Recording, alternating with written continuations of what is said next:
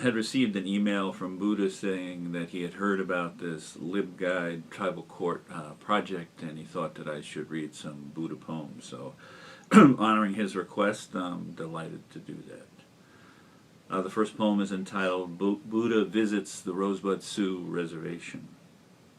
Tunkashila, the people suffer, but reach out to you, distant stars, the red road.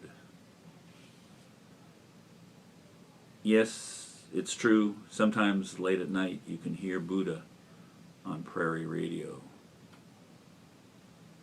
Whether life or death, hold tight, stay home. Buddha also reads quite a bit, and this is his reaction upon reading Homer's Iliad. Amphius, son of a prophet, met death early in Troy.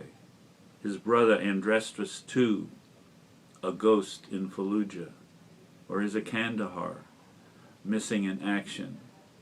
Who knows the name?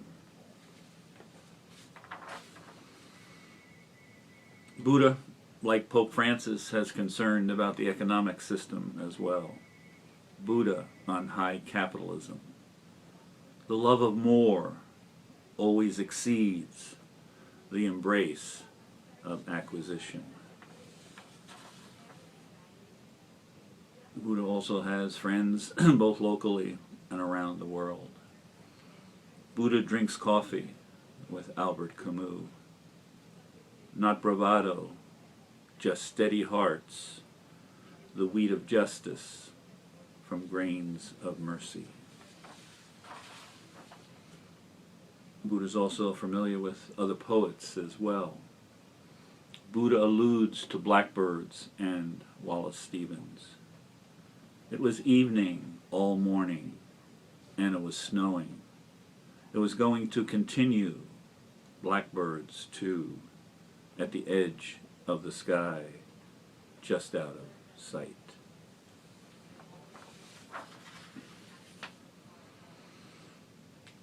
Buddha's also played a lot of basketball in his life, and he has this reflection towards the end of his career. Buddha shoots hoops at dusk, last-second jump shots, but soon enough, death will steal the inbounds past.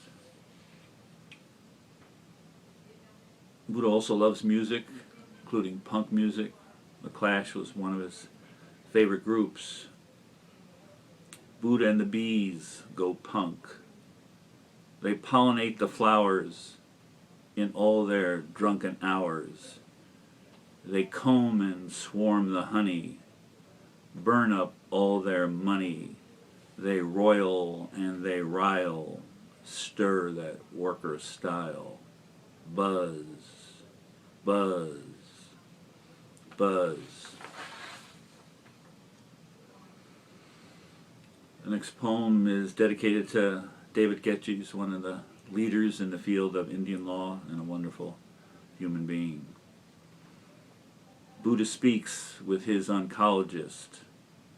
Not a war to win, but a peace to find in the body's diplomacy.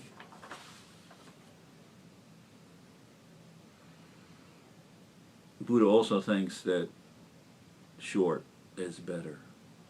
Buddha's ode to brevity, with fewer words, more concentration, less scattered.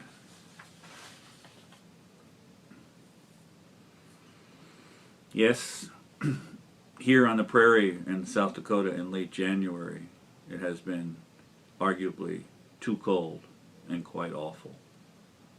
Buddha in winter, no end to weather, just snowshoes to put on.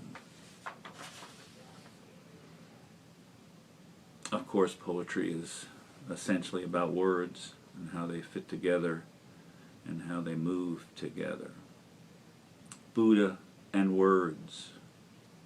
Words play tricks in different ears, in different eras, the end begins, the beginning ends, and all the stuff in between. That's why we go on to put it into words.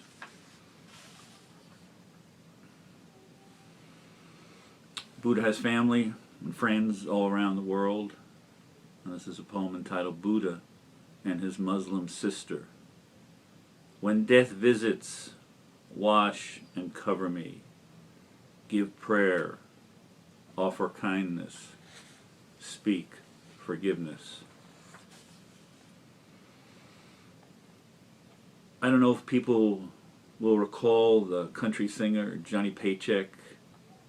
He had a song, and this little poem is a play on that song.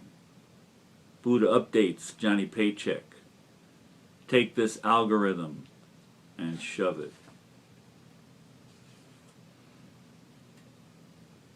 Buddha is also concerned about war as we confront it around the world.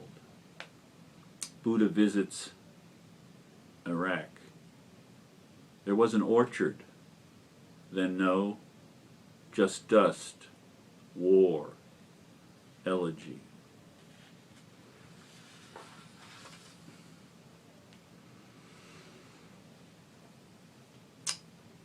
A good deal of Buddha's roots are back in Tibet. And here Buddha returns to Tibet and witnesses a self-immolation. It's simple, really. You speak with your life and offer alms to the birds. Your spirit moves on. Only the ashes remain. As I've indicated, Buddha has friends and travels the world. Buddha reflects on his travel plans. The only question about arrival is departure. Buddha at the last. Loved ones, come closer. Help me to depart. Buddha asked me to remind you that there'll be updates along the way, so you should feel free to come back to visit and hear and listen to Buddha. Thank you.